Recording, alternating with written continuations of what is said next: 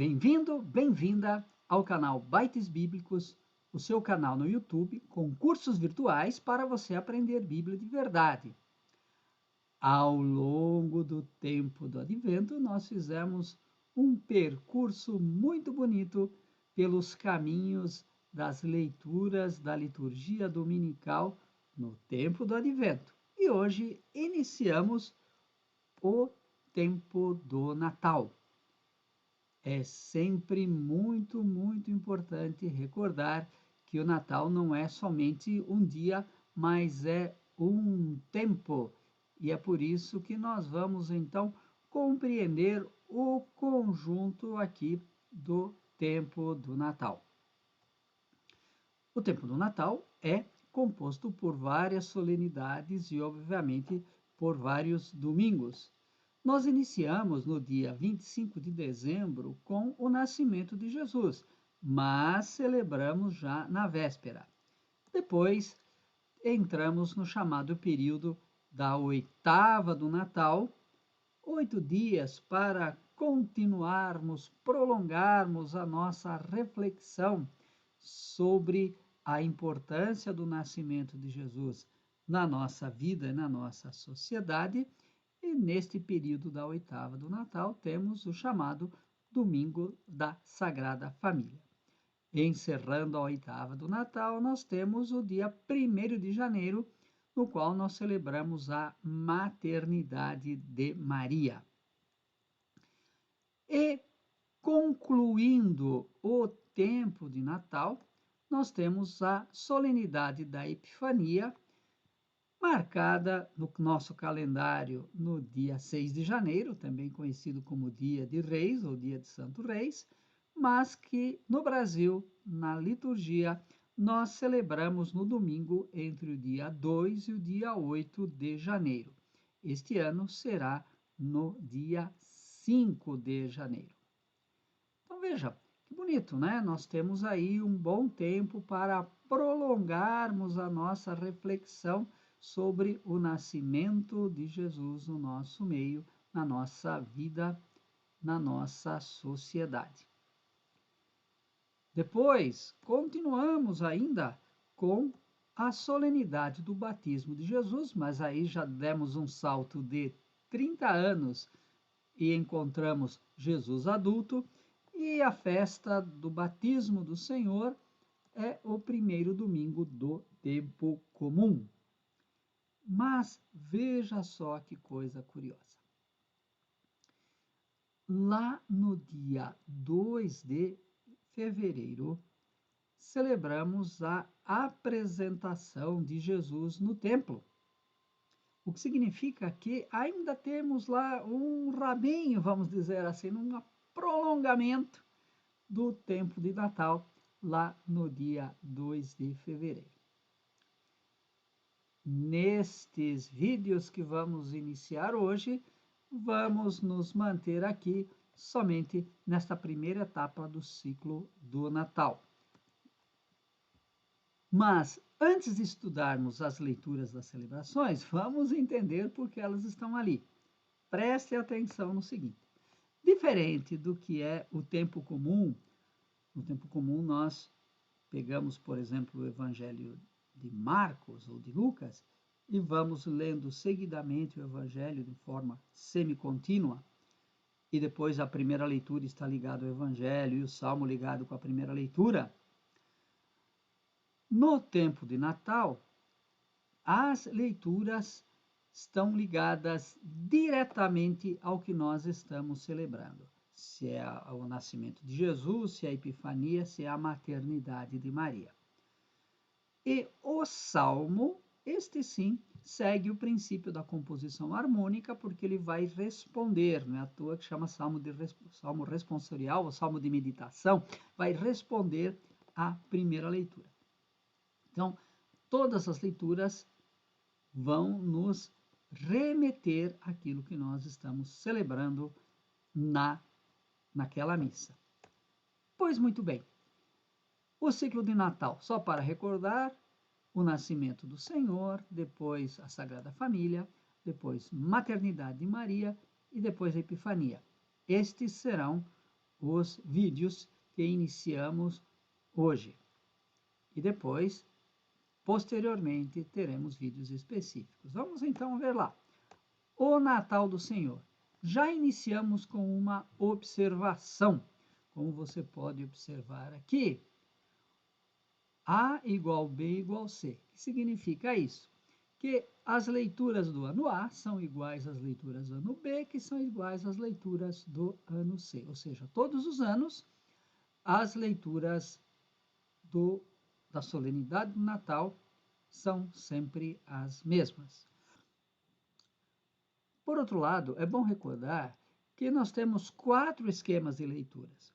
Um conjunto de leituras para a missa da vigília, outro conjunto de leituras para a missa da noite, ou chamada missa do galo, um conjunto de leituras para as missas das primeiras horas do dia 25, a missa da aurora, e, por fim, outro conjunto de leituras para a missa do dia, quando a manhã já está adiantada. É muito comum, por outro lado, que nas nossas paróquias a missa da vigília seja substituída pela missa da noite, mesmo quando temos aí 6, 7 horas da noite, porque normalmente a missa do galo é bem adiantada, o galo canta mais cedo. E também um erro muito comum é usar as leituras da missa da aurora mesmo nas missas aí das 10 horas da manhã, que já deveria ser a missa do dia. Esteja atento ao que vai acontecer na sua comunidade. Nós vamos aqui estudar as leituras da missa da noite, as leituras da chamada Missa do Galo. Quais são estas leituras? Começamos com o profeta Isaías, depois passamos para o Salmo 95 ou 96, a segunda leitura é tirada da carta de Tito e, por fim, o Evangelho tirado do capítulo 2 do Evangelho de Lucas. Mas é necessário fazer uma observação. Embora esta seja a ordem das leituras na nossa celebração, quando preparamos uma homilia ou quando estudamos as leituras de uma Eucaristia, começamos sempre pelo Evangelho. E é por isso que nós vamos começar com o trecho do Evangelho de Lucas. Sugiro que você interrompa este vídeo, leia lá o trecho do capítulo 2 de Lucas e depois volte. Muito bem, vamos então com o nosso capítulo 2, o Evangelho de Lucas. Se você prestou atenção, é um texto composto de 2 cenas. A primeira delas, do versículo 1 ao 7, é o nascimento de Jesus, e depois o anúncio aos pastores, do versículo 8 ao 14. Estas 2 cenas têm como pano de fundo o Império Romano, preste atenção nisso. Olha só, o nascimento de Jesus. Nós temos ali todo um vocabulário que precisa ser inserido, e o próprio nascimento de Jesus tem como pano de fundo o contexto político-social da Judéia no século I da nossa era. Começando com o recenseamento. Para que se fazia um recenseamento no mundo antigo e por que Roma fazia um recenseamento? No mundo antigo, o recenseamento tinha várias finalidades, e não era saber quantas crianças estão na escola, não era saber o percentual de uma etnia ou de uma raça. Na verdade, o recenseamento tinha como finalidade principal cobrar impostos. Não só imposto em dinheiro, imposto em ouro, mas também o chamado imposto humano, que significa recrutar filhos homens para o exército do império. Mas também havia uma finalidade de controle, quer dizer, saber se os povos dominados não estavam crescendo demais, porque isto podia provocar a possibilidade de uma rebelião. Ou seja, fazer recenseamento era um modo de manter a dominação romana sobre a Judéia. Esta primeira cena encerra com a afirmação de que não havia lugar para eles na hospedaria. É muito comum, nós vemos encenações, nós vemos teatros ou até mesmo teatrinho paroquial, mostrando lá alguém que não aceita, que não quer receber José e Maria, vão embora daqui, não quero essa mulher grávida aqui no meu hotel. Não é bem isso. Temos que mudar o nosso registro para compreender o que está acontecendo. No mundo antigo, para uma longa caminhada, eram necessários hotéis, albergues, hospedarias ao longo da estrada. A cada 30 a 35 quilômetros, que era a distância que as pessoas caminhavam em um dia de viagem, haviam estas hospedarias chamadas caravançará, uma estalagem pública. E ali ficavam hospedados os viajantes com os seus animais. Então, cavalo, animal de carga, cachorro, todos no mesmo ambiente. E é por isso que dizer que não havia lugar para eles na hospedaria, na verdade significa dizer que não havia um lugar adequado para uma mulher dar à luz, e é por isso que José vai procurar um lugar mais reservado. A segunda cena, que é o anúncio aos pastores, tem também como pano de fundo o mundo romano. E nós temos que entender o linguajar do império. A palavra evangelho, por exemplo, não foram os cristãos que inventaram, já existia antes esta palavra, e no tempo do Império Romano, evangelho significava o anúncio do grande poder de Roma, uma vitória militar, ou o imperador que subiu ao trono, ou nasceu o príncipe herdeiro. O evangelho era uma boa notícia do poder de Roma. Assim como também Salvador era um dos títulos de César Augusto. César Augusto, imperador, se fazia chamar de Salvador, porque ele tinha salvado o império, tinha evitado que o império entrasse em colapso. Outra palavra que aparece aí no nosso trecho de hoje é aquilo que os coros celestes cantam, glória a Deus. No mundo romano, a glória era dada ao imperador, era o chamado culto imperial. Assim como também os exércitos celestes cantam paz na terra aos homens por ele amados. E é importante recordar que o método de nominação do Império Romano se chamava Pax Romana. Em outras palavras, nós temos aqui um pano de fundo fortemente político e que afirma o seguinte: a verdadeira boa notícia, o verdadeiro evangelho, não é o poder do império, o verdadeiro salvador não é o imperador César Augusto, a verdadeira paz não vem de Roma e a verdadeira glória deve ser dada somente a Deus no céu e não a Roma. Puxa, que coisa interessante, né?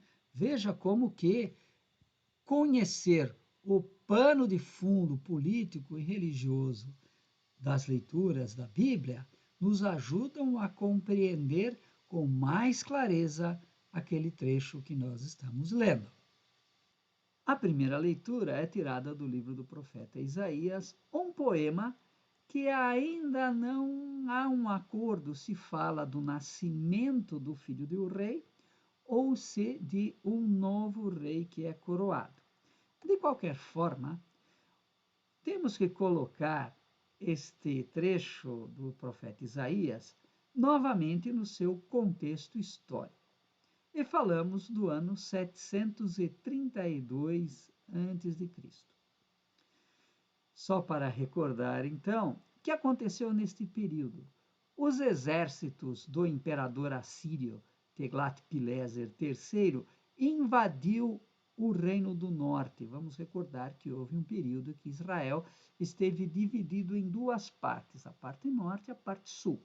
E o imperador assírio invadiu a parte norte, o Reino do Norte, e deportou uma parte da população. E este Reino do Norte, também chamado Samaria, nesta ocasião, perdeu totalmente a sua independência e foi anexada como um território periférico ao Império Assírio. E é por isso que nos versículos 1 e 2 o profeta proclama que o povo que caminhava nas trevas viu uma grande luz, ou seja, é um anúncio de alegria, de esperança. Quer dizer, aquele povo que estava oprimido porque perdeu a sua independência, estava nas trevas, viu uma grande luz.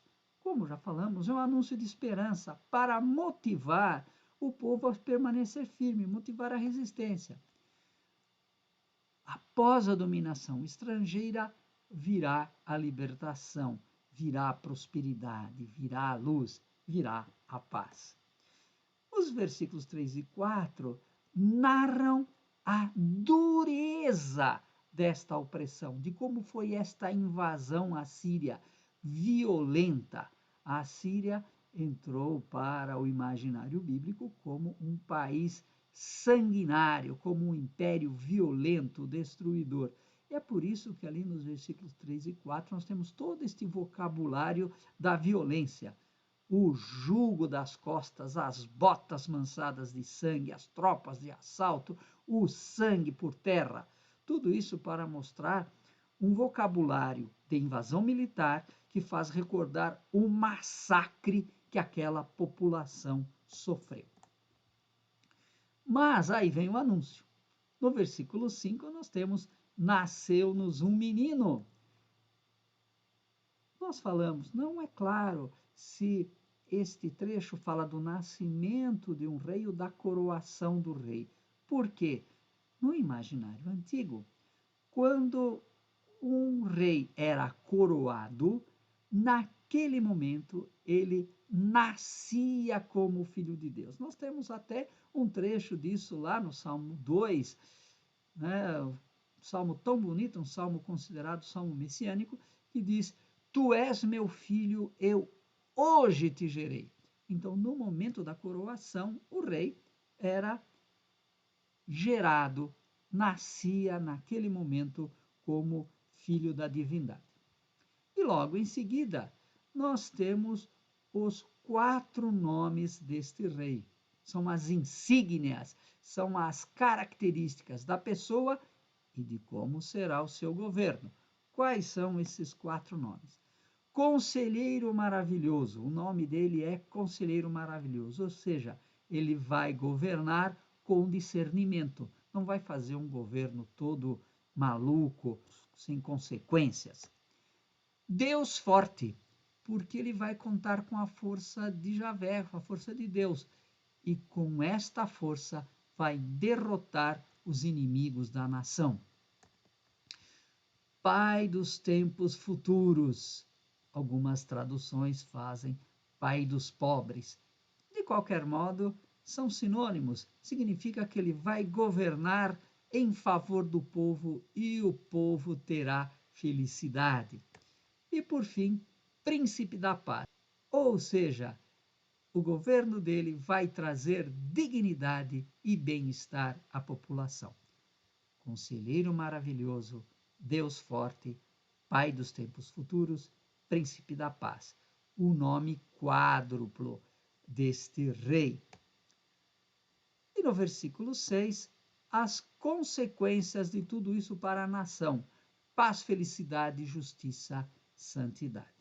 Então vejam que é um governante muito diferente, não só do imperador da Assíria, que governa baseado na opressão, mas também dos reis humanos que até então Judá e Israel tinham. Rei com discernimento, com a força de Deus, que vai trazer felicidade para toda a população. Em resumo, este novo rei tem todos os atributos necessários para construir uma sociedade estável, justa, fraterna e acolhedora. Tem todas as características, todas as qualidades necessárias para conduzir o povo à liberdade, à segurança, à felicidade. A tradição judaica aplicou este cântico ao Messias. E, por tabela, a tradição cristã aplicou este canto a Jesus. Então, uma coisa importante: o profeta não estava pensando em Jesus quando compôs este canto, estava pensando ali na sua situação, no sofrimento do seu povo na sua época.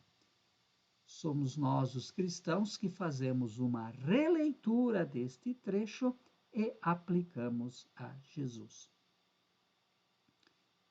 Evangelho, primeira leitura, e o que nos diz o Salmo. Antes de falarmos do Salmo, quero chamar a atenção para a diferença de numeração. Procure lá na sua Bíblia, você vai ver 2 números entre o Salmo 9 ou 10 e depois até o Salmo 147. Você vai ter sempre 2 números. Por que isto? Esta explicação está aqui no nosso canal. Procure na descrição do vídeo o link para entender esta diferença de numeração. O salmo de hoje, Salmo 95 ou 96, é um hino a Javé Rei, um tipo de salmo que exalta o poder de Deus sobre a natureza e sobre a história. Os salmos não são todos iguais. Temos vários gêneros literários e um deles é este hino a Javé Rei. No trecho de hoje, os versículos 1 e 3 são um insistente convite a louvar a Deus e o que deve ser proclamado. A salvação, a glória, os prodígios de Deus devem ser proclamados. As ações de Deus em favor da humanidade e não só de Israel. Isso é uma coisa importante. Deus age na história, às vezes para salvar Israel, mas às vezes para salvar toda a humanidade. A liturgia de hoje omitiu os versículos 4 e 6, que dão a motivação para este convite. Por que devemos louvar a Javé? Assim como omitiu também os versículos 7 a 10, que são um novo convite e uma nova motivação. Isto é, uma constante nos hinos: convite, motivação, convite, motivação.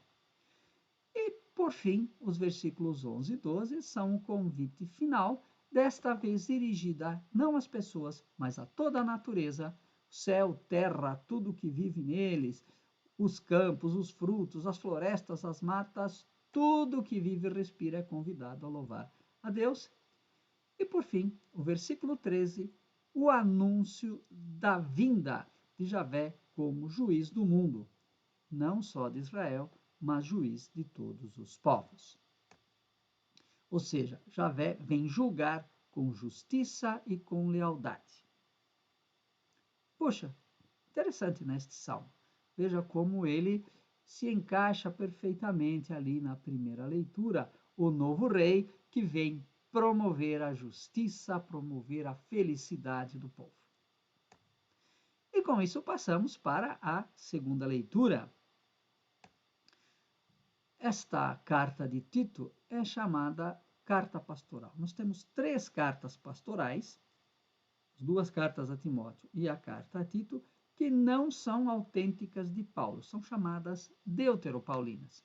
O trecho de hoje fala da encarnação de Cristo como fonte da conduta moral do cristão. A encarnação de Cristo dá à luz, dá as diretrizes para o cristão se comportar de modo adequado na sociedade. Os versículos 11 e 12 falam que a encarnação de Cristo dá ao cristão energia e inspiração. E quais são estas atitudes que a encarnação de Cristo devem provocar no cristão? Primeira delas, abandonar a impiedade e as paixões. Depois, praticar o equilíbrio, a justiça e a piedade. Veja só que coisa curiosa. Cristo se encarna para nos ajudar a melhorar a nossa própria natureza. Que coisa curiosa, né? E que sentido tem tudo isto? Porque esse deve ser o comportamento dos cristãos até a volta de Jesus na parousia. O tempo do advento era um convite a praticarmos a esperança, mas a esperança não é simplesmente deixar o tempo passar. A esperança é formada por atitudes bastante práticas. E o nosso comportamento de equilíbrio, de justiça, de piedade, de caridade, de alegria, de respeito, tudo isso prepara o nosso mundo para a vinda de Jesus na parousia. Por fim, o versículo 14 nos recorda que o ponto mais alto da encarnação de Cristo foi a sua morte na cruz. Ele nos resgatou da maldade pelo seu sangue e nos deu as condições necessárias para praticarmos o bem. Por isso, não temos mais desculpas. Espero que você tenha gostado, que estas explicações te ajudem a celebrar melhor o nascimento de Jesus, de modo particular a missa da noite, chamada Missa do Galo. Se você for ministro da palavra, diácono, padre, bispo, papa, que isto ajude você a preparar uma boa homilia. Não se esqueça de deixar o seu joinha, deixar o seu like, subscreva-se no canal, marque o sininho para receber notificações e deixe o seu comentário para que o nosso trabalho possa continuar. Um Feliz Natal para você e que Jesus nasça na sua casa.